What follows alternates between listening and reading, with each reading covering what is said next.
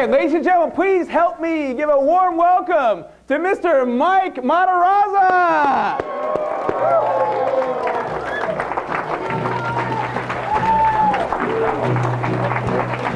All right. Thank you, sir. Thank you. All right. So how y'all doing? Great. Good. Me too. I am so proud of all of you for being here. I really am, because here's the thing that's different about you. You're the ones who said yes. You were the people that turned around and said, you know what? I can get better. You know what? I do want to learn more. You know what? If there is a way for me to improve and make my business and my life better, I'm going to go see what it is. You're part of the few who do instead of the many who talk. And the fact is, you went through traffic. You put your own investment into yourself. You took time out of your day, overcame your own maybe reluctance to do this in the first place so that you could be here.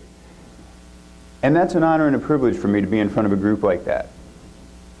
And I just want to thank you very much to give me the chance and the opportunity to be here to serve you in moving your life forward and in making your life better, because that makes me happy to wake up every day. So I want you to start off. Give yourselves a huge hand. I mean a real hand. Come on. That's it. All right. Now, the second thing is this. We know through research, if all you do is sit back and listen to me passively, you're going to retain 10% of what I say. Right? Now, if you raise your hand, ask me some questions. Take notes. That's why you have that workbook there. You're going to remember 80 to 90% of this. So the key word while we're together is participation. Say it with me. Participation. Beautiful. That means I'm going to ask you all questions, right? When I do, give me the answer back with a little bit of energy. So let's practice this. I'm going to ask you all questions. When I do, what do you do? Answer. That didn't sound like a room with 250 people in it. Let's try this again. I'm going to ask you all questions. When I do, what do you do? Answer. Great. Or I'll say things like, by a show of hands. Does this ever happen to you? By a show of hands. Do your clients, family, and friends drive you crazy like this? Look at those hands going up right. When I do that, what do y'all reckon you should do? Let's practice this by a show of hands. Try the other one. Back to the first one. All right, they both work. I just wanted to check. All right, so everybody who's ready to have an amazing day, make joy their constant normal state of being.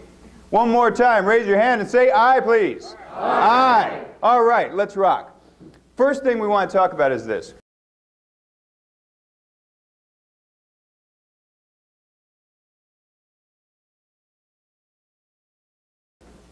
One of the main things, people come up to me and they say, Mike, I really want to be centered, positive, happy. What's the main thing I have to work on first? Clients that I coach personally come up and ask me about this. Corporations that I work with talk to me about this. I say, really, to have incredible success in your life, one of the very first things you have to deal with are what are called your limiting beliefs. So flip this page and turn to limiting beliefs. Some of you I've worked with on this already to a slight degree in workshops I've done for your company, but we're going to go over it in a new way right now. Now, limiting beliefs. A limiting belief is a belief you have that tells you why it's not possible.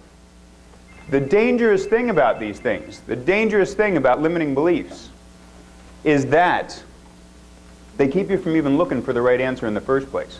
They keep you from even trying to find a solution.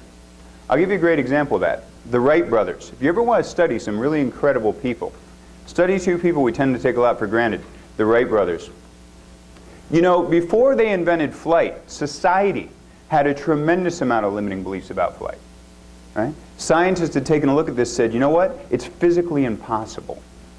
Other people turned around and had, you know, some of you heard this old belief. If man was meant to fly, he would have been born with wings. Then you had some people that really took this seriously. They actually preached it's against God for man to fly. And this was society's belief. So they kept looking at all the reasons why they what? Why they couldn't do it. George and Orville Wright. Orville Wright had a great quote. He turned around and said, I have been for some time afflicted with the belief that man can fly. And they worked on this. December 17th, 1903, bam, they did their first flight. Now get this. Their first flight was 59 seconds long, only 852 feet. Not even most parking lots today.